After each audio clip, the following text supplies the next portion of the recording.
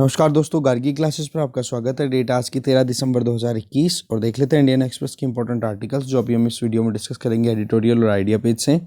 आज के 7 आर्टिकल्स हैं, सब पे एक बार नज़र डाली जाएगी, जिसमें सबसे पहला आर्टिकल रहेगा इंडिया और तालिबान के रिलेशंस को लेकर के, और दूसरा इधर हम देखेंगे क्रिप्टो करेंसीज़ को लेकर के है। इसके अलावा WHO का जो मैसेज है उसके बारे में देखेंगे, ओमिक्रॉन को लेकर के। और तीसरा जो एनवी रमन्ना जी का जो आर्टिकल हमने डिस्कस किया था, जिसमें उन्होंने अपनी तरफ से स्टेटमेंट दिया था कि हाँ, जो अभी नए एडवोकेट्स बनेंगे, क्योंकि नेशनल लॉ स्कूल में उनका कॉन्वोकेशन प्रोग्राम था, उसमें उन्होंने स्पीच दिया था, तो उसी को कंटिन्यू करते हुए अपनी तरफ से कुछ आर्ग्यूमेंट दे रही है कि कैसे जुडिशरी अपनी फंक्शनिंग में प्रॉपर कहते हैं ना कि जितना उनको काम करना चाहिए उतना नहीं कर पा रही है, उस पॉइंट ऑफ व्यू से देखेंगे। फिर एक ही आर्टिकल है रैग्स टू रैग्स। इस आर्टिकल में बताया जा रहा है कि कोरोना ने कितना इनइक्वालिटीज़ और कितना क्या कर दिया है। ये चीज़ें वही होंगी जो हमने ऑलरेडी बात कर ली। तीसरा होगा चिंग्स इन आवर आर्मर, कि कितनी सारी प्रॉब्लम्स अभी भी हमारे यहाँ पर इंटेलिजेंस के सामने है। ये मुद्दा अभी ये डिस्कस यहाँ पे जो कर रहे हैं राइटर, वो जो पार्लियामेंट पे अटैक हुआ था 13 दिसंबर 2001 को, उस पार्लियामेंट्री अटैक से लेकर अभी तक का जो इंटेलिजेंस का जो ट्रेजेक्ट्री रही है, जो पाथ रहा है काम करने का, उसको बताया जा रहा है, जानेंगे इसको। और लास्ट में एक आर्टिकल है ग्रीन ऑन नंबर प्लेट।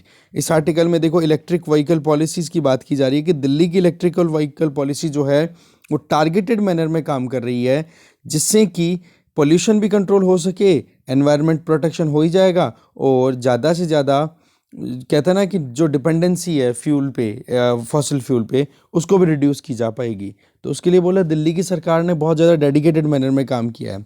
तो जानेंगे क्या क्या चैलेंजेस है, क्या किया गया है सरकार के द्वारा। ठीक है, तो ये 7 आर्टिकल से देखते हैं, इन पे सब पे नज़र डालते हैं। देखो पहला आर्टिकल तो आपको पता ही है, काबुल के साथ एंगेजमेंट को लेकर के है। देखो अफगानिस्तान में जब से काबुल ये तालिबान ने टेक ओवर किया है, तब से इंडिया अपनी तरफ से बहुत ज़्यादा क्रिटिकल है, और एक ही चीज़ बार बार बोल रहा है कि वही अफ़गानिस्तान की टेरिटरी का टेररिस्ट एक्टिविटीज़ के लिए यूज़ नहीं होना चाहिए। दूसरी चीज़ ये कि वहाँ पर ह्यूमैनिटेरियन क्राइसिस नहीं आनी चाहिए, और इंक्लूसिव मैनर में वहाँ सरकार चलनी चाहिए। पर जब इंटरिम गवर्नमेंट बनी तो वहाँ के वुमेन और साथ में जो माइनॉरिटीज़ हैं उनको वहाँ पर एंगेजमेंट नहीं रखी गई। तो देखो शुरुआती अगर दौर की बात करें, जब तालिबान से बातचीत हो रही थी अमेरिका की या फिर रूस की, जहाँ पर कि विड्रॉल की बात हो रही थी कि हाँ जी हम यहाँ से निकलेंगे अब, तो देखो बात ऐसी है कि उस टाइम पर इंडिया को बिल्कुल एंगेज नहीं किया जा रहा था।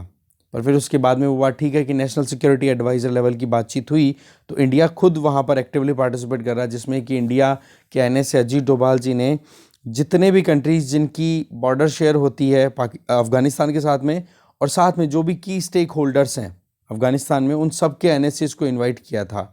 पर उसमें चाइना और पाकिस्तान के NSA थे, नेशनल सिक्योरिटी एडवाइज़र, उन्होंने तो पार्टिसिपेशन लिया नहीं। बाकी जो है, और अफ़गानिस्तान की तरफ से कोई था नहीं, बाकी फिर दूसरे बचे हुए जो कंट्रीज हैं उनके NSAs ने पार्टिसिपेट भी किया था। तो इसी मुद्दे को लेकर के यहाँ पर अगर हम कंटिन्यू करें तो सवाल ये है कि दिल्ली ने देखो तालिबान से सीधा एंगेजमेंट रखा नहीं। और इसी को अगर अभी करंट लेटेस्ट कुछ अपडेट की बात करें तो इसमें एक तो ये है कि अभी 1.6 टन की जो मेडिसिन हैं वो इंडिया ने एक बड़ा कंसाइनमेंट जो है वो अफ़गानिस्तान को भेज दिया है। बेसिकली एक ऑपरेशन चलाया है इंडिया ने, ऑपरेशन देवी शक्ति। अब इस नाम से जैसे कि पता पड़ रहा है कि इसमें जो इंडियंस कह सकते हैं जो इंडियंस थे अफ़गानिस्तान में, उनको या फिर अफ़गानिस्तान के हिंदूज़ एंड सिख अफ़गान्स जो थे उनको निकाला गया है, एक मतलब इंडिया में लाया गया है, उनको इवैक्यूएट किया गया है तालिबान के रिजीम आने के बाद में। और कुछ मुस्लिम्स अफ़गान भी जो कि प्रिविलेज्ड हैं, प्रिविलेज्ड का मतलब जिनके पास में पैसा अच्छा खासा है, तो बोले इनके अलावा और किसी को भी बाहर वहाँ से नहीं निकाला गया है। तो एक तो क्या हो जाता है कि देखो इंडिया जो है वो तालिबान और अफ़गानिस्तान के लोगों को अलग अलग ट्रीट कर रहा है। ठीक है कि तालिबान की अफ़गानिस्तान के लोगों के साथ में देखो गुडविल भी इंडिया की अच्छी खासी है, इसमें कोई डाउट नहीं है, क्योंकि इंडिया ने वहाँ पर बहुत कुछ डेवलपमेंटल एक्टिविटीज़ में पार्टिसिपेशन किया पिछले 2 दशकों में। ठीक है, जब से वहाँ पर अमेरिका ने इन्वेड किया और उसके बाद में जो रिपब्लिक सिस्टम वहाँ पर इंट्रोड्यूस हुआ एक तरीके से, ठीक है, चाहे फिर वो हामिद करजई की सरकार हो या फिर जो अशरफ गनी की सरकार हो, उसमें कंटिन्यू अपनी तरफ से कंट्रीब्यूट इंडिया ने किया। ठीक है, तो और दूसरी तरफ अगर डेली सोप्स देखते हो ना, ये जो सीरियल्स आते हैं उनकी भी बहुत ज़्यादा वहाँ पर डिमांड हो रही। सही में आपको पता होगा कि अफ़गानिस्तान की जो क्रिकेट टीम है या अफगानिस्तान को और भी बहुत सपोर्ट मिलता है इंडिया से, ठीक है ना। और अफगानिस्तान के बहुत से स्टूडेंट्स हैं वो इंडिया में पढ़ने भी आते हैं। तो पॉइंट क्या है कि अफगानिस्तानी लोगों को और तालिबान को अलग ट्रीट करते हुए इंडिया ने अभी कंटिन्यूटी रखी, पर वही चीज़ है कि इंडिया को एंगेजमेंट अभी शुरू करना हो गया। इसके पीछे वजह यह है कि वहाँ के लोगों को एक सपोर्ट देना, क्योंकि नहीं तो क्या है, ह्यूमैनिटेरियन क्राइसिस इतने ज़्यादा हो जाएंगे अगर ये कोविड जैसी बीमारियां फैलती चली गई और वहाँ पर अगर मेडिकल सपोर्ट नहीं दिया जाता है। तो देखो WHO ऑलरेडी अफगानिस्तान की ज़मीन पर काम कर रहा है तालिबान के साथ एंगेज करते हुए, तो WHO के थ्रू ही इंडिया अपनी ये जो मेडिकल असिस्टेंस है वो लोगों तक डिलीवर करेगा। और वहाँ पर एक काबुल में इंदिरा गांधी चिल्ड्रन हॉस्पिटल है, उसके थ्रू ये सारा काम होने वाला है, जहाँ पर WHO के जो इंडिविजुअल्स हैं वो काम कर रहे हैं। दूसरी तरफ अगर देखें तो तालिबान ने भी इस चीज़ को वेलकम किया है, और तालिबान ने पहले भी अपनी तरफ से स्टेटमेंट दिया है कि जो भी हमारे आसपास की साउथ एशियन रीजन या सेंट्रल एशियन रीजन से कोई भी कंट्री अगर हमें हेल्प देना चाहे तो हम हेल्प को एक्सेप्ट करेंगे। और उसी लाइन में इंडिया ने भी अपनी तरफ से दो चीज़ें करी, एक तो क्या, ये जो 1.6 टन की जो मेडिसिन फैसिलिटी है वो सप्लाई करना, और एक 50,000 मेट्रिक टन गेहूँ वो सप्लाई करना, जो कि हमारे यहाँ से वाघा बॉर्डर से जाएगा, पंजाब वाघा बॉर्डर, ठीक है। अब सवाल ये आ जाता है कि पाकिस्तान इस चीज़ के लिए एग्री करेगा या नहीं। तो देखो, शुरुआत में तो पाकिस्तान ने 1 महीने तक कोई रिस्पांस नहीं दिया, पर तालिबान ने फिर ज़रूर उनको कन्विंस किया है, और अल्टीमेटली इमरान खान, पाकिस्तान के प्राइम मिनिस्टर, उन्होंने ये कह दिया कि हाँ, हम गेहूं पास होने के लिए अलाउ कर रहे हैं, पर सवाल ये है कि अभी हम वहाँ से पास होने के लिए इंडियन ट्रक्स को अलाउ नहीं करेंगे। अफगानिस्तान के ट्रक्स हैं, उनमें गेहूं लोड किया जाएगा वाघा बॉर्डर पे, और वहाँ पर पूरी स्क्रूटिनी करके, पेपर वर्क करके, फिर उसके बाद में वो ट्रांसपोर्टेशन एक्टिविटी होगी। देखो, अफगानिस्तान और इंडिया के बीच में अगर शॉर्टेस्ट डिस्टेंस अगर ट्रेड की देखें तो पाकिस्तान से होते हुए है, पर पाकिस्तान से हमारे रिलेशन अच्छे नहीं है, तो पाकिस्तान और इंडिया दोनों के खुद के ट्रेड भी रुका हुआ है पिछले 3 सालों से, ठीक है। खुद के बीच में भी इतना कोई ट्रेड इतना अच्छा खासा लेवल पे नहीं है, और दूसरी तरफ अफगानिस्तान के साथ में भी इंडिया को ट्रेड इधर से नहीं करने देता, और इसी वजह से तो हमने भी फिर चाबार पोर्ट डेवलप किया था। अगर वो ये पाकिस्तान अगर कुछ अड़ंगे नहीं लगाता तो इजीली ट्रेड भी हो पाता, और पाकिस्तान को खुद को फ़ायदा भी होता कि इंडिया और अफगानिस्तान का जो भी ट्रेड है उसके बीच में जितने भी टैक्सेज हैं या फिर जो भी आने जाने के ऊपर जो भी चार्जेस लगा सकता था पाकिस्तान, तो वो उससे फ़ायदा ही होता उसकी इकोनॉमी को। पर वही चीज़ है, रॉग स्टेट है वहाँ पर, डीप स्टेट बैठा हुआ है, टेररिस्ट एक्टिविटीज़ को प्रमोट करने वाले इंडिविजुअल्स बैठे हुए हैं जो कि इंडिया को ही अपना दुश्मन समझते हैं। तो ऐसे में लैंड बॉर्डर शेयर करते हुए या लैंड रूट से जाते हुए ये कंसाइनमेंट जो पास होना था, अभी ये जो ड्रग्स भेजी है ना, ये तो बेसिकली एक प्लेन के थ्रू गई है, ठीक है। एक प्लेन जो कि वहाँ से अफगानिस्तान के कुछ लोग और कुछ हिंदूज़ वहाँ से लाए गए थे, यहाँ पे कुछ इंडियंस को लाया गया था इंडिया में, और वो प्लेन वापस जा रहा था अफगानिस्तान में, तो उसमें लोड करके भेजा गया है, ठीक है ना। और इधर देखो, पाकिस्तान ने इंडिया को वैसे एक स्पॉइलर की इमेज बना करके बिठा रखा है कि हाँ जी, इंडिया एक स्पॉइलर है, कैसे पीस मेकर हो सकता है। जब NSCs की मीटिंग होने वाली थी तब पाकिस्तान का जो नेशनल सिक्योरिटी एडवाइज़र है मोईद यूसुफ, तो उन्होंने यही बात कही थी। तो देखो, बात ऐसी है कि डिप्लोमेटिक अपॉर्चुनिटी है इंडिया के लिए, और इंडिया ने देखो इस चीज़ के ऊपर अपनी तरफ से एक्टिविटीज़ भी ले ली है। और सबसे अच्छी चीज़ है कि हेजिटेशन अब कम से कम नहीं रहेगी कि भाई तालिबान के साथ हम कैसे एंगेज करें, क्योंकि हमने एक हेल्प भेजी और वो हेल्प वहाँ पर एक्सेप्ट हो गई, और हेल्प को वहाँ पर एक तरीके से वेलकम भी किया जा रहा है तालिबान रिजीम के द्वारा। तो उसमें अब डायरेक्टली एंगेजमेंट करना कोई अब बड़ा मुद्दा नहीं रह जाता है। अब देखने वाली बात यह है कि पाकिस्तान के जो लोग हैं, जो कि अफगानिस्तान में जो तालिबान की सरकार बनी है, इंटरिम गवर्नमेंट, उसमें बैठे हुए हैं, जिनको हम बोलते हैं हक्कानी नेटवर्क, वो कितना क्या इंडिया के अगेंस्ट में अपनी आवाज़ें उठाते हैं, वो कहीं ना कहीं इंडिया के लिए चैलेंजिंग हो सकता है, ठीक है। और डेफिनेटली होगा ही कि पाकिस्तान की बात को रखने वाला जो ग्रुप है, जो एक धड़ा है, वो क्यों इंडिया की बात को वहाँ पर हाईलाइट होने देगा, है कि नहीं। तो देखते हैं आगे, टाइम बताएगा क्या होगा, ठीक है। आगे चलते हैं। नेक्स्ट आर्टिकल है WHO's मैसेज। इस आर्टिकल में देखो, मेन चीज़ जो बताई हुई है वो ये है कि साउथ अफ्रीका के मेडिकल अथॉरिटीज़ ने ये कहा है कि जब से ओमिक्रॉन वेरिएंट आया है, SARS-CoV-2 का ये जो वेरिएंट आया है, बोला इससे ज़्यादा कोई समस्या नहीं हो रही है। अभी जो हॉस्पिटलाइजेशन की रेट देखें तो वो डेल्टा वेरिएंट से ही है, ओमिक्रॉन से ज़्यादा सीवियर बीमारियाँ नहीं मिल रही हैं। तो बर यही है कि एक तो क्या है, डर क्या है, ट्रांसमिसिबिलिटी, ये बहुत ज़्यादा जल्दी ट्रांसमिट होता है, मतलब एक जने से दूसरे जने में इन्फेक्शन बहुत ज़्यादा हो रहा है। एक तरफ तो आपको पता है ट्रैवल रेस्ट्रिक्शंस लगा दी गई है, इंडिया ने भी अपनी ट्रैवल इंटरनेशनल जो ट्रैवल है, फ्लाइट्स हैं, उनको एक बार सस्पेंड कर रखा है कि हाँ जी अभी एक बार रुको, हम जल्दी से ओपन नहीं करेंगे।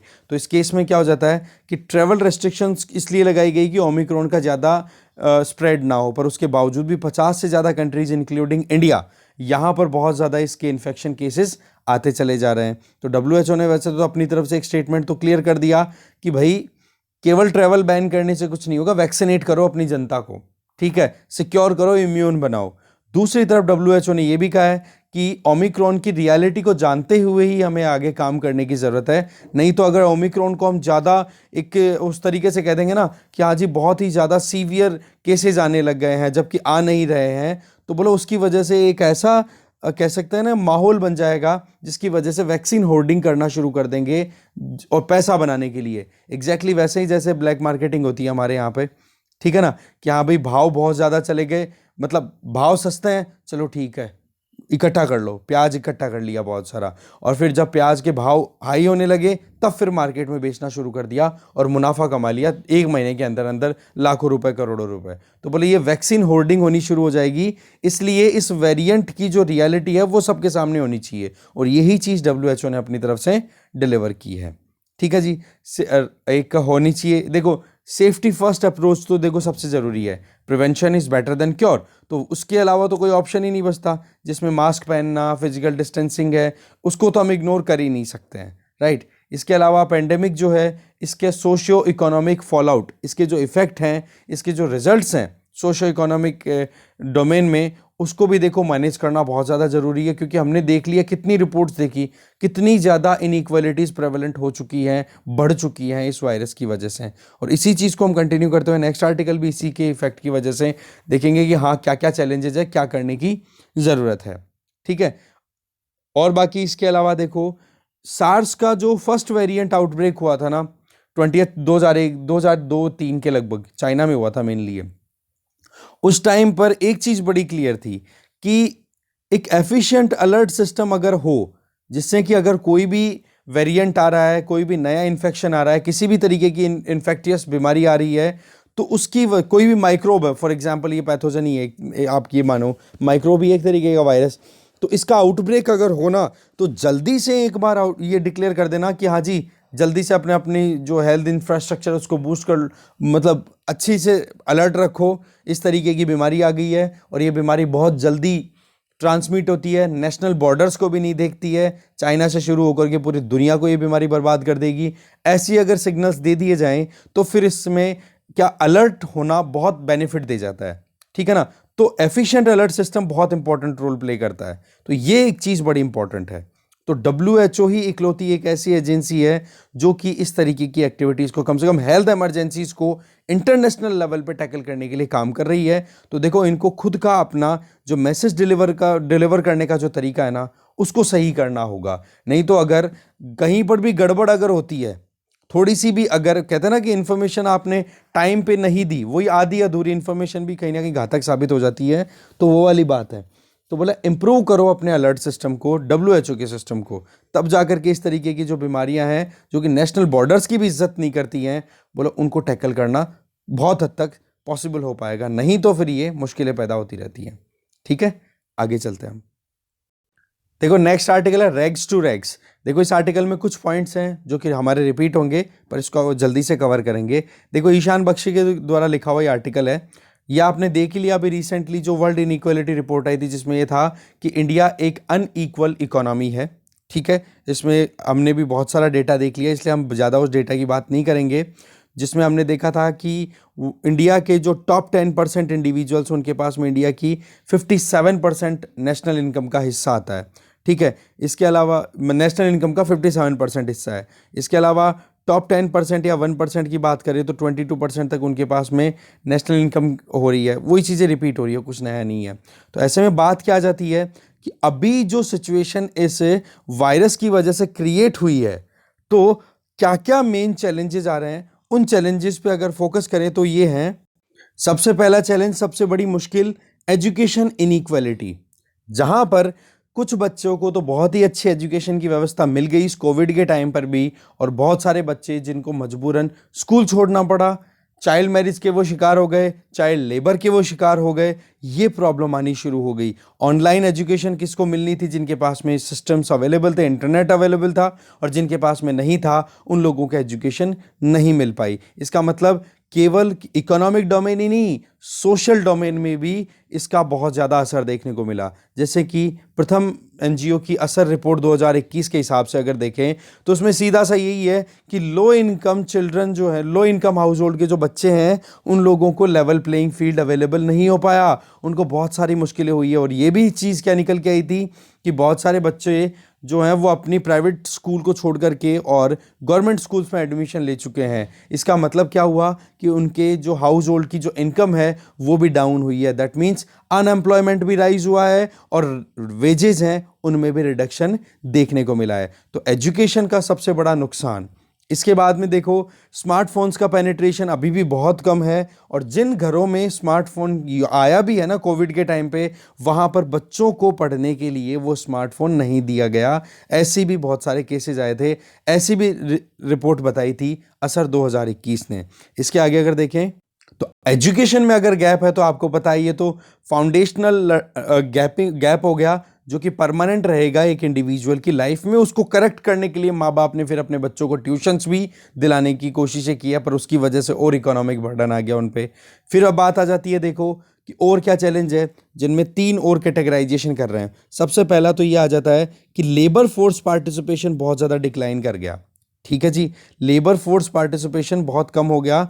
आप देखो कि सितंबर दिसंबर 2019 में, ठीक है ना, वो आप देख सकते हो लेबर फोर्स पार्टिसिपेशन जो था वो आप देख सकते हो 42.7%, जो कि मई अगस्त 2021 में कितना हो गया 40.2%। तो लेबर फोर्स पार्टिसिपेशन कितना रिड्यूस हुआ आप देख सकते हो इस डेटा के हिसाब से। दूसरा मुद्दा है ये कि सेम पीरियड, यही 2019 वाला और ये 2021 वाला, इसके बीच में अगर गैप आप निकालो तो अनएम्प्लॉयमेंट रेट भी राइज हुई है। 7.5% जो हुआ करती थी सितंबर दिसंबर 2019 के बीच में, वो बढ़कर के 8.6% हो गई मई अगस्त 2021 में। इसके अलावा थर्ड जो कैटेगरी आ जाती, थर्ड जो इशू आता है, दैट इज़ कि भाई आज जो रोजगार मिल रहे हैं ना, रोजगार मिल भी रहे हैं तो वो वेजेस लेबर हैं, ना कि formal. That means unorganised sector में रोजगार ज़्यादा मिल रहे हैं, और इसकी वजह से बहुत ही ज़्यादा वल्नरेबल हो गए हैं। एंड अनएम्प्लॉयमेंट, मतलब एम्प्लॉयमेंट हो भी गया ना तो वो जैसे ही कॉन्ट्रैक्ट कंप्लीट हुआ उसके बाद में नई जॉब ढूंढो, सिक्योरिटी नहीं रही है, जॉब सिक्योरिटी नहीं हुई है, पेमेंट अच्छा नहीं आ रहा है, और प्रोडक्टिविटी नहीं आ रही है जॉब्स को करने में इंडिविजुअल्स की खुद की आउटपुट के तौर पे। इसके आगे जो सोशल मोबिलिटी में जो प्रिकॉशंस हैं, जैसे अगर हम कहीं पे आना जाना हो, या फिर जो एक ट्रांसमिशन होना चाहिए ना कल्चर का, एक जगह से एक इंडिविजुअल से दूसरे इंडिविजुअल में, या फिर आप कह सकते हो जो कम्युनिकेशन है उसमें बहुत ही ज़्यादा ब्रेक लग गए, तो बोलो उसकी वजह से और ज़्यादा मुश्किल हो गए। देखो ये बात ठीक है कि हमें वाकई में इकोनॉमी को प्रॉपर वे में अगर रिकवर कराना है, जॉब क्रिएट करनी है, तो इसमें तो डाउट नहीं है कि हाँ इकोनॉमी को ग्रो करना चाहिए, है ना। पर इकोनॉमी ग्रो भी करे तो वहाँ पर भी मुश्किलें आ जाती हैं कि ग्रो करते टाइम पे आप एक बार चेक करो तो एक बार जो टॉप अर्नर्स हैं उनकी इनकम तो लगातार बढ़ रही है, और जो लो वेज अर्नर्स हैं उनकी इनकम लगातार डिक्लाइन कर रही है। तो इनइक्वालिटीज़ की हमने ऑलरेडी बात कर ली। तो क्या किया जाए जिससे कि इस प्रॉब्लम को हम खत्म करें? नहीं तो एक पैराडॉक्स निकल के आ रहा है क्या कि देखो हाई मोबिलिटी की बात करें तो उसकी वजह से इनइक्वालिटी बढ़ रही है, और मोबिलिटी अगर हम राइज नहीं करेंगे तो लोगों को रोजगार नहीं मिलेगा या लोगों की जो इनकम लेवल है वो नहीं बढ़ेगा। तो इसके लिए तरीका एक ही बच जाता है कि भाई हमें जो हाई इनइक्वालिटी है और लो सोशल मोबिलिटी, ये जो दो चीजें हो रही हैं अभी, एक तो इनइक्वालिटीज बहुत ज़्यादा है और सोशल मोबिलिटी बहुत कम हो रही है, तो दोनों के बीच में एक ब्रिज बनाने की ज़रूरत है, और वो ब्रिज क्रिएट कर सकता है केवल और केवल एक method, that is income redistribution. Income redistribution एक ऑप्शन बचता है जिसमें कि जो इंडिविजुअल्स ज़्यादा पैसा कमाते हैं या ज़्यादा पैसा कमा चुके हैं या वेल्थ क्रिएट कर चुके हैं, उनके ऊपर टैक्स अप्लाई किया जाए, और फिर वो टैक्स जो है वो फिर जो लेडर में, जो इकोनॉमी की लेडर है, सीढ़ी है, जिसमें नीचे की वाली पायदान पे जो खड़े हैं उन लोगों को हेल्प की जा सके। ठीक है ना। तो ये एक ऑप्शन यहाँ पर राइटर बताना चाह रहे हैं, क्योंकि देखो ये चीज तो बहुत ही मुश्किल है कि ये यहाँ पर आप देख सकते हो हॉरेटियो एल्गर का जो कॉन्सेप्ट है, बोले ये तो बहुत दूरी की बात है। कारण कि एक इंडिविजुअल गरीबी में पैदा हो और फिर बाद में वो हार्ड वर्क करे या फिर अपनी सक्सेस को गेन करने के लिए हार्ड वर्क करे ऑनेस्टी के साथ में और वर्चुअस मैनर में कुछ गेन करने की कोशिश करे, तो बोलो वो तो बहुत दूर की बात है। उसी को बोलते हैं हॉर्टियो एल्गर, एल्गर्स वर्ल्ड। ठीक है ना, जिसमें इंडिविजुअल गरीबी से पैदा होकर के सक्सेस गेन करता है एक अच्छे तरीके से मेहनत करते हुए। बोलो वो चीज़ अभी पॉसिबल नहीं है, तो इसके लिए एक सपोर्ट की ज़रूरत है। सपोर्ट का तरीका क्या है कि भाई इक्वल टैक्सेशन होना चाहिए, और वो भी पर्टिकुलरली किस पे, जैसे मान लो वेल्थ हो गई या फिर इनहेरिटेंस टैक्स। जैसे एक पिता ने अपने बच्चों के नाम पे प्रॉपर्टी करी तो उसके ऊपर भी टैक्स लगे, जिससे कि टैक्स बेस बढ़ेगा और उस टैक्स को आप डिवाइड कर सकते हो इंडिविजुअल्स के लिए जो गरीब हैं, जो नीडी हैं। तो ये पॉइंट यहाँ पे राइटर बता रहे थे। आगे चलते हैं। द मिथ एंड लर ऑफ क्रिप्टो। देखो क्रिप्टो करेंसी से रिलेटेड ऑलरेडी हम बहुत सारे आर्टिकल्स देख चुके हैं। इस आर्टिकल को सौम्यकांति घोष और साकेत हिशिकर के द्वारा लिखा हुआ ये आर्टिकल है। देखो बात ऐसी है, गवर्नमेंट जो है वो बिल ला रही है। बिल के अंदर कुछ ऐसा है कि प्राइवेट क्रिप्टो करेंसीज को बैन करना है, अपनी खुद की क्रिप्टो करेंसी लॉन्च करनी है। तो बोले ये जो क्रिप्टो करेंसी है या फिर जो वर्चुअल करेंसीज हैं जिनको हम VCM बोले, तो बोले इनका मुद्दा हाईलाइट कब होना शुरू होता है और कब इनकी डिमांड होती है कि इनके ऊपर एक कानून बनना चाहिए। तो 2018 में सुप्रीम कोर्ट में एक मुद्दा पहुंचता है। मुद्दा क्या था कि RBI ने एक सर्कुलर डिक्लेयर किया था जिसमें यह था कि कैसे भी करके इन क्रिप्टो एक्सचेंज को रोका जाए, प्रिवेंट करना था क्रिप्टो करेंसी में जो भी लेन देन हो रहा था। क्योंकि सीधी सी बात है, ये अपने आप में जो फॉर्मल फाइनेंशियल सिस्टम है, जिसमें बैंकिंग सिस्टम आ गया, लेन देन आ गया, लीगल टेंडर की बात कर लो, जो जिस तरीके से रुपी है हमारा वो काम करता है, तो उसको चैलेंज होना एक अपने आप में एक क्लैरिटी होती चली जा रही थी। तो RBI ने इस तरीके के एक्सचेंज जो कि एक रुपया करता है, उस तरीके के एक्सचेंज क्रिप्टो करेंसी ना करे, उसको रोकने के लिए कोशिश की। फिर मुद्दा पहुंचता है सुप्रीम कोर्ट में और सुप्रीम कोर्ट ने फिर कहा कि जी देखो बात ऐसी है, हमें हमारी इन्वेस्टिगेशन में ऐसा कुछ भी नहीं लग रहा जिसकी वजह से हम ये कहें कि हाँ जो वर्चुअल करेंसीज हैं वो RBI की रेगुलेटेड एंटिटीज़ के लिए एडवर्स इम्पैक्ट करेंगी, या फिर अगर कोई भी ट्रेडिंग के अंदर इनको यूज़ किया जाता है तो उसकी वजह से कोई इशू आता है। तो ऐसे में फिर सुप्रीम कोर्ट ने ये जो सर्कुलर था उसको स्ट्रक डाउन कर दिया और फिर से जो क्रिप्टो करेंसीज के अंदर लेन देन था, इन्वेस्टमेंट था, वो एक बार रिवाइवल ले लेता है इंडिया में। ठीक है जी। फिर उसके बाद में RBI ने अपनी तरफ से, सेबी ने भी अपनी तरफ से, और दूसरी जो एंटिटीज़ हैं जो कि हमारे यहाँ पर रोल प्ले करती है हमारे फाइनेंशियल सिस्टम में, तो उनकी तरफ से एक सवाल आने लग गया कि ये मुद्दा जो है इसको कैसे रेगुलेट किया जाए या कैसे कंट्रोल किया जाए। और उसी चीज़ को फाइनलाइट करने के लिए हमारे पास में अभी कोई लीगल बैकिंग भी नहीं है, कोई कानून भी अवेलेबल नहीं है। और जहाँ तक है ये जो अभी विंटर सेशन चल रहा है इसमें इंट्रोड्यूस होने का स्कोप बता भी दिया गया है कि जी हाँ इस तरीके से क्रिप्टो करेंसी को तो बैन करना, प्राइवेट क्रिप्टो करेंसी को, और उसके पीछे की जो टेक्नोलॉजी है ब्लॉकचेन टेक्नोलॉजी, बोला उसको प्रमोट करने की बात करेंगे। तो सवाल ये आ जाता है कि अभी जो क्रिप्टो करेंसी चल रही हैं वो और ब्लॉकचेन टेक्नोलॉजी, इनमें रिलेशन क्या है। तो सिंपल सी बात है कि सारी क्रिप्टोज हैं वो तो देखो ब्लॉकचेन बेस्ड ही होती हैं। जितनी भी क्रिप्टो करेंसीज हैं, बिटकॉइन हो गया, फिर इथेरियम हो गया, ये अलग अलग बहुत सारे आ गए हैं, अभी तो पता नहीं कितने 6000 के लगभग हैं, बता दिया मैंने आपको पहले भी। तो इनके पीछे की जो टेक्नोलॉजी है दैट इज ब्लॉकचेन। पर सारी ब्लॉकचेन क्रिप्टो करेंसी हो ये ज़रूरी नहीं है, क्योंकि क्रिप्टो करेंसी तो करेंसी है, पर यहाँ पर ब्लॉकचेन टेक्नोलॉजी है। और इसी चीज़ को मेन फोकस में रखा जा रहा है ये जो बिल आएगा उसमें, कि ब्लॉकचेन टेक्नोलॉजी को कैसे यूज़ किया जाए हमारी इकोनॉमी को, या अलग अलग सिस्टम जैसे इलेक्शन का सिस्टम है या फिर PDS सिस्टम है, इनको हम कैसे एफिशिएंट बना सकते हैं। तो ब्लॉकचेन टेक्नोलॉजी अपने आप में प्रॉमिसिंग दिख रही है।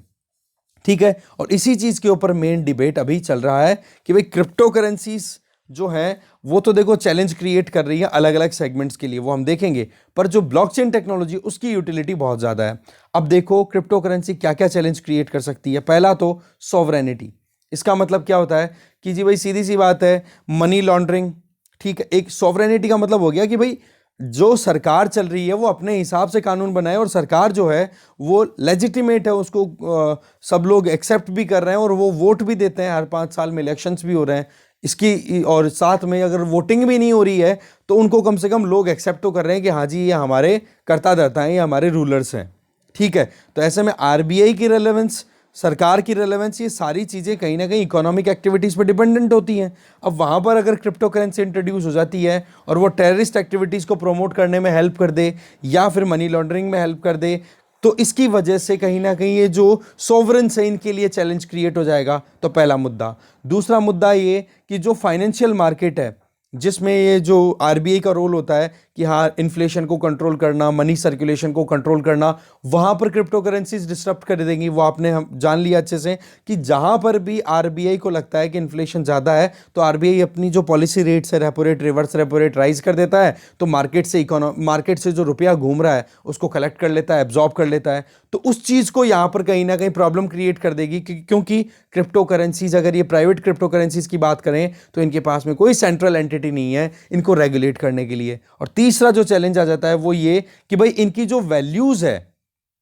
ये बड़ी वॉलेटाइल रहती है कि एक दिन के अंदर 4-4, 5-5 हज़ार डॉलर की वैल्यूएशन में डिफरेंस आ रहा है। अभी 55-56 हज़ार रुपए पर डॉलर के हिसाब से एक बिटकॉइन अगर बिके और पता पड़े कि आज आपने इन्वेस्ट कर दिया और फिर पता पड़े कि हाँ भाई 2 दिन बाद में ही इसकी वैल्यू डाउन होकर के 40,000 डॉलर के लगभग आ गया, तो कितना नुकसान हो गया, लाखों करोड़ों का नुकसान हो जाता है दिनों के अंदर, मतलब 2 से 3 दिन के अंदर या कुछ सेकंडों के अंदर इतना बुरा वेरिएशन आता है। तो ये 3 बड़े चैलेंजेस है जिनको यहां पर आगे राइटर समझा रहा है। देखो, आर्टिफिशियल इंटेलिजेंस, जिसका मतलब ये है कि टेक्नोलॉजी बेसिस आपने ऐसे इंस्ट्रूमेंट्स, ऐसे चीजें तैयार कर ली जो कि एक इंसान की तरह बिहेव करे, कुछ समझ करके, सोच समझ करके।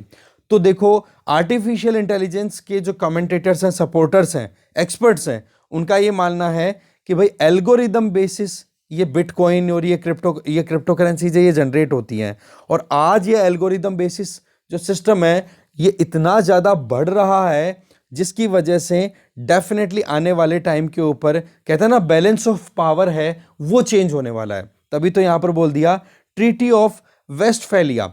अब वेस्टफेलिया, ट्रीटी ऑफ वेस्टफेलिया में क्या हुआ था उसका मैं थोड़ा सा आपको इंसिडेंट बताता हूं।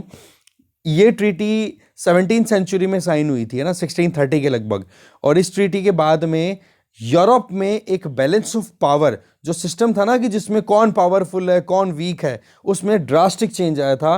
रिजल्ट ये रहा था कि फ्रांस एक नई पावर के तौर पे निकल के आया था, फ्रांस को एक्सेप्ट किया गया था। नेदरलैंड्स जो था वो इंडिपेंडेंट हो चुका था, स्पेन की उस टाइम पकड़ बहुत हुआ करती थी, स्पेन से नेदरलैंड्स इंडिपेंडेंट हुआ। और स्वीडन है, उसने पकड़ बनानी थी बाल्टिक ओशन की, जो बाल्टिक सी के जो कंट्रीज हैं उनके ऊपर। तो ऐसे करके बोला है, जिस तरीके से ट्रीटी ऑफ वेस्टफेलिया ने बैलेंस ऑफ पावर चेंज कर दिया था यूरोप में, बोले एग्जैक्टली वैसा ही कुछ हो जाएगा ये एल्गोरिथमिक सिस्टम के ऊपर, जो ये नई करेंसीज जनरेट हो रही है ब्लॉकचेन टेक्नोलॉजी बेसिस पे, ये नई करेंसीज जनरेट हो रही है वो। ठीक है, इसके आगे अगर देखें तो parallel system, parallel monetary system चलने का डर है, जो मैं ऑलरेडी बता चुका हूं आपको कि रुपए को तो आरबीआई कंट्रोल कर लेगा, पर इन वर्चुअल करेंसीज को कौन रेगुलेट करेगा कुछ पता ही नहीं है, क्योंकि कोई सेंट्रलाइज मैनर में तो कुछ काम हो नहीं रहा। तो इससे money laundering, terrorist activities, narco related ये जो ड्रग्स वाली इशू है ये हाईलाइट हो जाता है। इसके अलावा आप देख सकते हो क्रिप्टो करेंसीज का कि इसको एक चैलेंज ये आ रहा है कि भाई इसको मीडियम ऑफ एक्सचेंज देखा जाए, इन्वेस्टमेंट के लिए एक एंटिटी देखी जाए, ये एक बहुत बड़ा सवाल है। सेबी तो यही कह चुका है कि भाई हमारी कोई गारंटी नहीं है अगर कोई बिटकॉइन में इनमें इन्वेस्ट करता है तो, कारण कि इनका कोई एसेट ही नहीं है, फिजिकल एसेट ही नहीं है कि कहीं पर अगर बिटकॉइन से किसी को पैसा निकालना और बिटकॉइन बर्बाद हो गया तो कहीं को किसी का इन्वेस्टमेंट और वो इन्वेस्टमेंट को बाहर निकालना चाहता है तो कहाँ से निकालेगा वो पैसा, क्योंकि सेबी तो कहीं ना कहीं जो फिजिकल एसेट्स हैं उनको बेच करके और फिर पैसा निकाल करके जो इन्वेस्टर्स हैं उनको पैसा रिटर्न कर सकता है, पर यहाँ पर कोई फिजिकल एसेट नहीं है तो बोले कोई गारंटी नहीं है हमारी यहाँ पर। इसके अलावा हाँ, यही हो गया डेट को उतारना, इसके लिए क्या कैसे यूज़ किया जा सकता है। आज के टाइम पे लीगल टेंडर, जैसे रुपए की हम बात करें तो रुपए को तो हम हमारे हिसाब से कोई लेन देन में भी काम करते हैं। अगर हमने किसी से कर्जा लिया है, किसी से मान लो गोल्ड लिया है, किसी से ज़मीन खरीदी है, तो उसका जो अब भुगतान है हम रुपए में कर देते हैं, तो वो तो चल जाएगा। पर सवाल ये आ जाता है कि किसी के ऊपर कर्जा है, उस कर्जदार ने, कुछ कर्जा लेने वाले ने कुछ पैसा इन्वेस्ट, बहुत सारा पैसा अपना इन्वेस्ट कर रखा है बिटकॉइन में, और वो क्या अपने कर्जे को उतारने के लिए बिटकॉइन उस क्रेडिटर को दे पाएगा? मतलब जो लेंडर है, जिसने उधार दिया है, उसको उधार पे करने के लिए उधार लेने वाले ने अगर बिटकॉइंस में पे किया तो वो एक्सेप्टेबल होगा कि नहीं, ये चीज़ भी क्लियर नहीं है। इसके आगे एक नया मुद्दा आ जाता है, दैट इज आईसीओज। आईसीओ का मतलब जैसे आईपीओ होता है ना, जो इनिशियल पब्लिक ऑफरिंग होती है, एग्जैक्टली इनिशियल कॉइन ऑफरिंग। बोले ये भी अपने आप में एक ऐसा इशू है जो कि फाइनेंशियल मार्केट में अभी इस मुद्दे पे ज़्यादा बात ही नहीं हो रही है, कि नए कॉइन्स लॉन्च हो रहे हैं और ये इस तरीके से इन्वेस्टमेंट को अट्रैक्ट कर रहा है जिस तरीके से कोई नई कंपनी है और वो अपने बेस को इंक्रीज करना चाह रही है, इकोनॉमी को, या फिर अपनी इकोनॉमिकल एक्टिविटीज़ को इंक्रीज करना चाह रही है, और वो अपने प्लान और अपने प्रोजेक्ट के बेसिस पे नए नए शेयर्स लॉन्च कर रही है प्राइमरी मार्केट में, आईपीओ जिनको हम बोलते हैं, और लोग उसमें इन्वेस्ट कर देते हैं। एग्जैक्टली वैसे ही बोला, नए कॉइन्स आ रहे हैं और नए आईसीओज लॉन्च हो रहे हैं, बोलो लोग उसमें इन्वेस्ट कर रहे हैं और उसके ऊपर अभी तक बात ही नहीं हो रही। ये भी एक अपने आप में बहुत बड़ी सरदर्दी है, क्योंकि देखो आईपीओ जब लॉन्च होते हैं ना, इनिशियल पब्लिक ऑफरिंग, तो उसमें आप क्या करते हो कि इन्वेस्टमेंट अट्रैक्ट करते हो पहली बार, ठीक है, शेयर मार्केट के थ्रू। तो उसमें तो कहीं ना कहीं लिमिटेड लाइबिलिटी होती है, या फिर वो चीज़ जो है सेबी अपनी तरफ से उस चीज़ की गारंटी देता है कि हाँ जी, पैसे अगर आप इन्वेस्ट कर रहे हो तो किसकी कितनी जिम्मेदारी होगी, अगर कंपनी अगर आगे बढ़ती है तो जो भी इन्वेस्टर्स हैं उनको कितना बेनिफिट होगा, या कंपनी अगर बर्बाद होती है तो इन्वेस्टर्स को कितना क्या मिल पाएगा। बोलो वो लाइबिलिटी, वो जिम्मेदारी कौन फिक्स करेगा? अभी तक इस पे क्लैरिटी नहीं है, एक ये चैलेंज भी आ रहा है।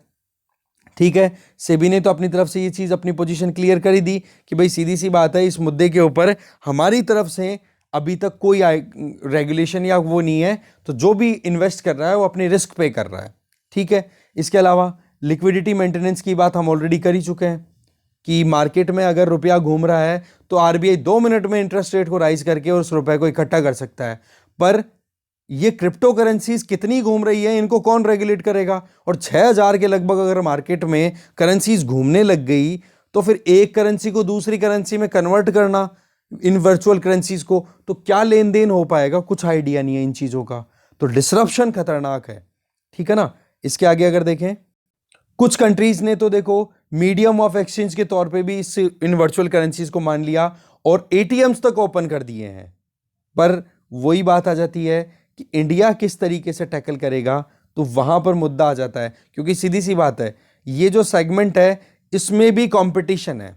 कैसे कि आज आपने अगर कुछ समझ लिया बेसिक, तो आप भी अपनी क्रिप्टो करेंसी लॉन्च कर दोगे, मैं भी मेरी कर दूंगा, और जितने भी व्यूवर्स हो आप सब लोग सारे अगर अपनी क्रिप्टो करेंसी लॉन्च कर देंगे, तो ऑलरेडी जो हमारा सिस्टम चल रहा है, जैसे यूपीआई में हमने टेक्नोलॉजी में इन्वेस्ट किया है, मोबाइल पेमेंट्स आज एक्सेस कितना हो रहा है, इंटरनेट बैंकिंग कितनी एक्सेस हो रही है, इतनी यूज़ हो रही है, तो बोलो उसका क्या होगा? इतना इन्वेस्टमेंट बर्बाद हो जाएगा। और दूसरा, हर कोई अपनी क्रिप्टो करेंसी लॉन्च करने लग गया तो फिर तो मतलब ही क्या रह गया? फिर तो आप देखो कितना ज़्यादा वॉलेटिलिटी आ जाएगी। ठीक है, इसके आगे अगर देखें, अभी जो क्रिप्टो करेंसी का जो यूनिवर्स है, पूरा जो इसकी दुनिया है क्रिप्टो करेंसी की, उसमें मनी लॉन्ड्रिंग, बेनामी ट्रांजैक्शन, ये चैलेंजेस हम ऑलरेडी देख ही चुके हैं, इनका कैसे सेटलमेंट होगा है। दूसरा, ना हमारे पास में कोई बैंकिंग सिस्टम है, सिक्योरिटी सिस्टम है, या फिर कॉमर्शियल लॉज हैं जो कि इन क्रिप्टो करेंसीज पे लगाम लगाते हो, क्योंकि जब तक कंज्यूमर की प्रोटेक्शन नहीं होगी तब तक कंज्यूमर में कॉन्फिडेंस नहीं आएगा। जैसे कि हम लोग बिटकॉइन में कॉन्फिडेंस कब फील करेंगे? जब ये लगेगा कि हाँ जी, हम अगर बिटकॉइन में पैसा लगा भी दें तो सरकार उसकी गारंटी लेती है, कोई तो गारंटर मिले कि हाँ जी, हाँ मैं जिम्मेदारी लेता हूँ इस चीज़ की। पर हाँ, फिर भी ऐसे लोग हैं जो पैसा बनाने के चक्कर में इस डिसरप्शन का फ़ायदा उठाते हैं। बट इसका नुकसान भी क्या हो रहा है कि रातों रात करोड़पति बनने के सपने देखने वाले लोग मर भी रहे हैं। तेलंगाना के एक टीचर का केस आया था अभी कुछ दिनों पहले, जिसने सुसाइड कर लिया। ठीक है, बिटकॉइन में पैसा लगा दिया, पहले तो स्कूल्स बंद हो गई, फिर लोन लिया, लोन लेकर के और पैसा लगा दिया, और फिर बिटकॉइन की जो प्राइस है वो लगातार क्रैश कर गई और वो बर्बाद हो गया और सुसाइड करना पड़ गया उसको। देखो हमारे यहाँ पर अगर देखें तो हमारे इनइक्वालिटीज़ तो नो डाउट बहुत सारी है, उसमें जो लोअर इनकम हाउस होल्ड होता है ना, उसके पास पहली चीज तो पैसा सेव करने के लिए नहीं होता।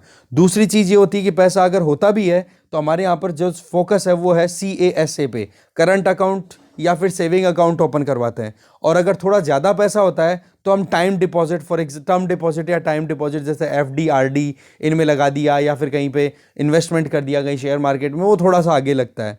तो पर कैपिटा इनकम पे बहुत ज़्यादा डिपेंडेंसी है कि हमारे यहाँ पर इनकम कितनी है एक हाउस होल्ड की। तो सवाल यह है देखो कि वर्चुअल करेंसीज को रेगुलेट करना, इनमें इन्वेस्टमेंट को करना चाहिए कि नहीं करना चाहिए, इसके बारे में सवाल बहुत सारे हैं, अभी कोई क्लैरिटी नहीं है। अब देखने वाली बात यह है कि इंडियन गवर्नमेंट कैसे टैकल करती है इस पूरे मैनेज को, या फिर मैनेज तो नहीं कहेंगे, इस पूरे चैलेंज को या अपॉर्चुनिटी को। ठीक है जी, आगे चलते हैं हम। नेक्स्ट आर्टिकल है देखो, जस्ट एक्सपेक्टेशन, ये जुडिशरी से रिलेटेड आर्टिकल है, रेखा शर्मा जी के द्वारा लिखा हुआ ये आर्टिकल है। इसमें शुरुआत होती है ADM जबलपुर केस, 1976 का केस, जब इमरजेंसी लगी हुई थी और उसमें सुप्रीम कोर्ट ने अपनी तरफ से ये कहा था कि आर्टिकल 21 के अंडर में जो right to life and personal liberty जो राइट दिया हुआ है, बोलो वो भी खत्म हो जाता है अगर इमरजेंसी लगी हुई रहती है। वैसे ठीक है कि इस जजमेंट को सुप्रीम कोर्ट ने ओवरटर्न कर दिया था बाद में, पर इस जजमेंट की वजह से जुडिशरी की इमेज पे जो काला धब्बा लगा था वो अभी तक भी हट नहीं पा रहा है। क्योंकि ये जो केस है ना, ये जब भी आप M लक्ष्मीकांत पढ़ते हो तो उसमें भी आप नोटिस करना बहुत बार कोटेशन आता है इमरजेंसी वाले चैप्टर में, है ना। तो ऐसे में right to life and public liberty, ये आर्टिकल 21 के अंडर में आता है, उसको भी अबोलिश कर दिया था। पर मुद्दा ये आता है कि अभी रिसेंट जो हमारे चीफ जस्टिस ऑफ इंडिया का स्टेटमेंट था, जिसमें ये कि भाई एडवोकेट्स हैं वो प्रोटेक्ट करें, कॉन्स्टिट्यूशन को प्रोटेक्ट करें, वो सारी चीज़ें उन्होंने वहाँ पर बताई थी जो हमने देख लिया था।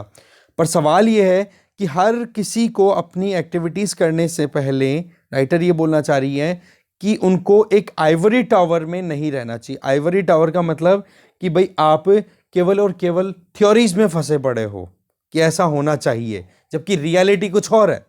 क्योंकि यहाँ पर जो राइटर हैं वो जुडिशरी को थोड़े से आड़े हाथ लेना चाहती हैं, वो ये कि जब right to life and liberty की बात आती है, उसको कॉन्स्टिट्यूशन, जो कि कॉन्स्टिट्यूशनल राइट है आर्टिकल 21 में, उसको एक बार आपने रोका, ठीक है, इमरजेंसी पीरियड पे, और फिर उसके बाद में आपने उसको ओवरटर्न किया। ओवरटर्न करना बहुत ही अच्छी बात है कि आपने खुद से स्वतः संज्ञान लेकर के और अपनी जो गलतियां थी उनको करेक्ट कर दिया।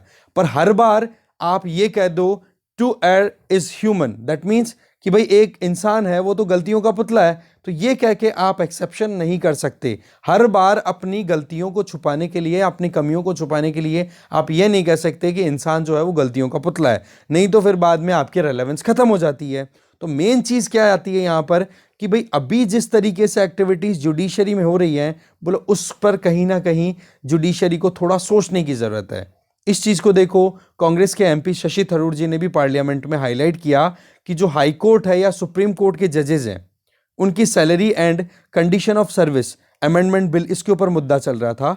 High court and supreme court जजेस salaries and conditions of service amendment bill, इस पे बातचीत हुई। तो उन्होंने अपने कमेंट में क्या कहा कि जुडिशरी जो है वो, आप कह सकते हो यहाँ पर मेजोरिटेरियन मिलिटेंसी, यहाँ पे देखो मिलिटेंट मेजोरिटेरियनिज्म है, उसको टैकल करने में फेल हो रही है।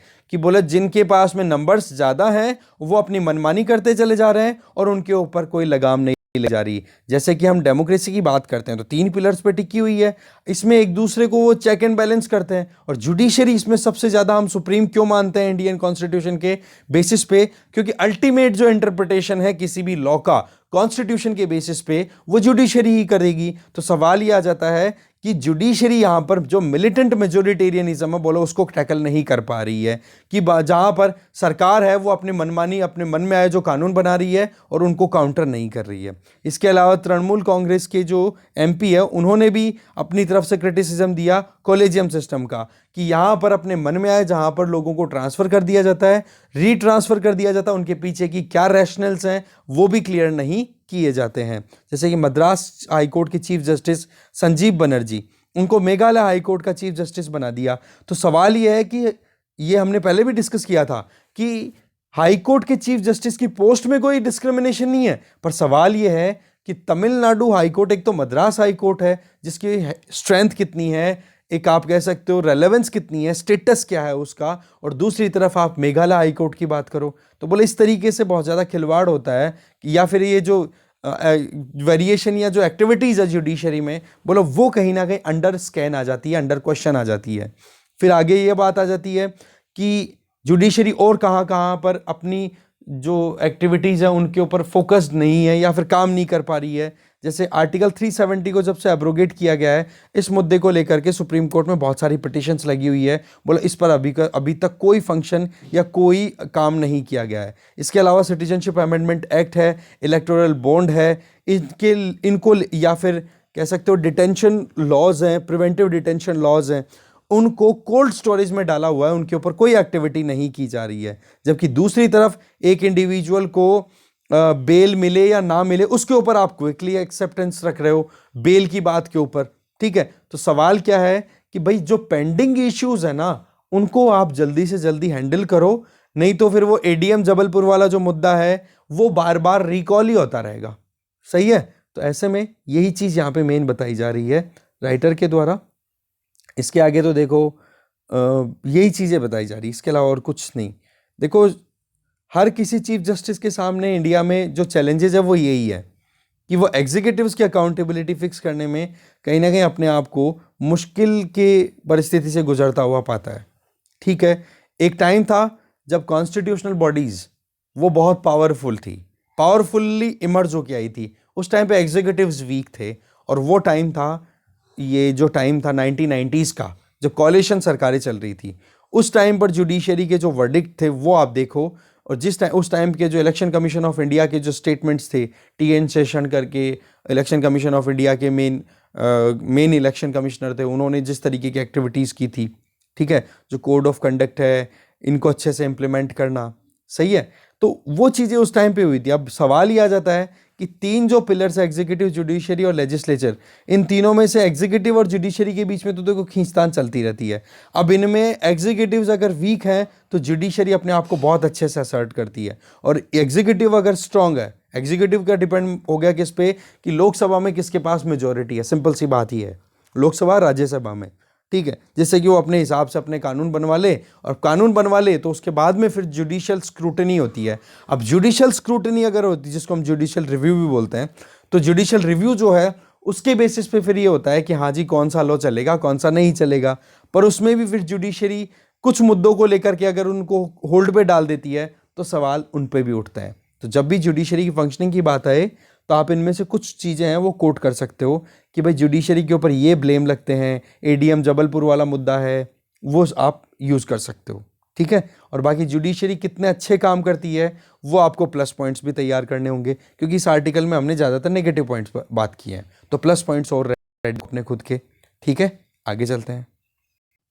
नेक्स्ट आर्टिकल है, देखो इसमें ये बताया जाए चिंक्स इन आर आर्मर, कि किस तरीके से हमारे अभी भी जो इंटेलिजेंस एजेंसीज हैं वो अच्छे से काम नहीं कर पा रही है। मनमोहन बहादुर के द्वारा लिखा हुआ ये आर्टिकल है। इनका ये कहना है कि 13 दिसंबर 2001 की वो ठंडी रात, जिस टाइम पर आसपास में शादियों का सीजन भी चल रहा था, और बोला पटाखे फूट रहे थे तो हम भी इतना ध्यान नहीं दे रहे थे, और फिर बाद में थोड़ा नोटिस किया तो बोला बंदूक चलने की आवाज़ें आ रही थी, मतलब गोलियां चल रही थी। बोला मैं साथ में आप कह सकते हो जो एयर चीफ मार्शल AY तिपनिस, वो भी साथ में हम बैठे थे 5th फ्लोर में, नॉर्थ साउथ ब्लॉक, वही वाला एरिया जो लुटियंस की दिल्ली है उधर, ठीक है, न्यू दिल्ली की तरफ। तो बोला हमें इतना नहीं लग रहा था कि कुछ प्रॉब्लम है, पार्लियामेंट का सेशन चल रहा था, सब था, पर थोड़ी देर के अंदर पटाखे फूटने की आवाज़ आती है। पटाखे फूटने की बजाय हमने नोटिस किया तो पता पड़ा कि यार ये तो फ्रीक्वेंसी बंदूक चलने की है, गोलियां चलने की है।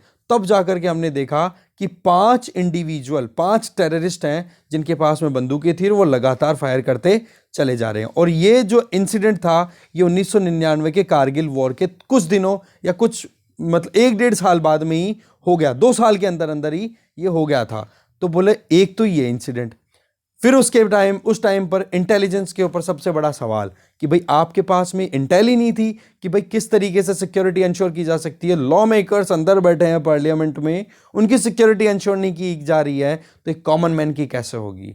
फिर कारगिल वॉर का तो हो ही गया था, फिर उसके बाद में 7 साल बाद में 26/11 ताज होटल मुंबई वाला जो अटैक हुआ था, जिसमें लश्कर ए तोयबा के जो लड़ाके 10 टेररिस्ट हैं वो मुंबई में एंटर होते हैं और वहां पर लगातार लोगों को मारते रहते हैं। और फिर से कारगिल रिव्यू कमेटी की जो रिपोर्ट थी उसके ऊपर सवाल या उसकी जो रिकमेंडेशन थी उन पे ढूंढना शुरू कर दिया। कारगिल रिव्यू कमेटी जो थी वो हमारे डिफेंस सिस्टम, इंटरनल सिक्योरिटी और एक्सटर्नल बॉर्डर सिक्योरिटी को इंश्योर करने के लिए कॉन्स्टिट्यूट की गई थी, कारगिल रिव्यू कमेटी। और इस कमेटी के रिकमेंडेशंस क्या थी यूपीएससी पॉइंट ऑफ व्यू से आप जरूर एक बार देखोगे। फिर उसके बाद में टाइम बीतता है, 2019 में पुलवामा होता है, कभी उरी होता है, पुलवामा भी अटैक हो जाता है जिसमें 40 सीआरपीएफ के जवान मर जाते हैं। फिर से इंटेलिजेंस फेल, उरी में डेथ रेट आती है, वो प्रॉब्लम, पठानकोट के एयरबेस पे अटैक होता है। बोला हर एक जगह पे बैक टू बैक अगर देखें तो इंटेलिजेंस में कहीं ना कहीं फेलियर का सामना करना पड़ रहा है। जबकि हमारे यहाँ पर इंटेलिजेंस एजेंसीज का नाम अगर देखो तो ये लिस्ट लंबी बढ़ती चली जा रही है, चाहे इंटेलिजेंस ब्यूरो हो, चाहे रॉ हो, चाहे एनटीआर हो, चाहे डीआईए हो, चाहे एनआईए हो, चाहे स्टेट लाइजन यूनिट हो, या और लंबी लिस्ट बनाते चले जाओ। तो बोला अकाउंटेबिलिटी फिक्स नहीं हो रही है इन इंटेलिजेंस इंस्टीट्यूशंस की। तो देखो ये बात तो सही है कि इंटेलिजेंस जो है वो 100% सक्सेसफुल रहे, ये तो हम नहीं कह सकते, क्योंकि इंटेलिजेंस केवल आप कह सकते हो कि एक कैलकुलेटिव मैनर में काम करने का तरीका होता है कि हाँ यार ये कर लेंगे तो ठीक रहेगा, पर वो सही हो ये कोई 100% गारंटी नहीं है। पर आप ये कह दो कि हर बार ही सक्सेसफुल नहीं होगी इंटेलिजेंस, तो फिर काहे की इंटेलिजेंस है? तो ये चीज यहां पे बताई जा रही है। इसके आगे अगर देखें तो मुंबई अटैक जो था या पुलवामा उरी अटैक, बोले इनको अवॉइड किया जा सकता था अगर इंटेलिजेंस एजेंसीज अपने हिसाब से काम करें। तो इंटेलिजेंस एजेंसीज का काम करने का तरीका क्या होना चाहिए? नंबर 1, बाई पार्टीशन होनी चाहिए कि किसकी सरकार चल रही है उसका कोई फर्क नहीं पड़े, उनको अपना काम करना चाहिए, काम से लेना देना रखना चाहिए। दैट मीन्स एक सिंपल सा एक कहावत आती है, a wise man once said nothing, कि भाई एक ज्ञानी पुरुष जो है वो कभी किसी के सामने उसने कभी कुछ कहा ही नहीं। दैट मीन्स कि इसी तरीके से अगर ये इंटेलिजेंस एजेंसीज काम करेंगी, इसका मतलब क्या हो गया कि इनको ये फर्क नहीं पड़ेगा कि किस पॉलिटिकल पार्टी का रूल है, कहां पर क्या है, किसकी फंडा आ रही है, क्या नहीं है, उनको प्रॉपर काम करना है। और ये जो पॉलिटिकल पार्टीज की जो रूलिंग आ रही है ना, उनको भी फंड अलोकेशन में, ट्रेनिंग में, इनमें कमी नहीं आने देनी चाहिए इंटेलिजेंस एजेंसी, क्योंकि इंटेल ही है वही सबसे इंपॉर्टेंट रोल प्ले करता है। जैसे आपको पता होगा इजराइल की जो मोसाद है ये वर्ल्ड की टॉप इंटेलिजेंस एजेंसी है और उससे हमें सीखना चाहिए। तो पहला मुद्दा हो गया ये। दूसरी लर्निंग क्या हो सकती है कि जो हाफ हार्टेड एक्शंस है जैसे कि ऑपरेशन पराक्रम वो कंडक्ट किया गया था, उसमें क्या था, पार्लियामेंट में अटैक के बाद में वो 10 मतलब आप देखोगे कि बहुत से मिलिट्री इंडिविजुअल्स को पाकिस्तान की तरफ डिप्लॉय कर दिया था कि बस अब आप पाकिस्तान को उड़ा ही देंगे। रिजल्ट क्या रहा जी?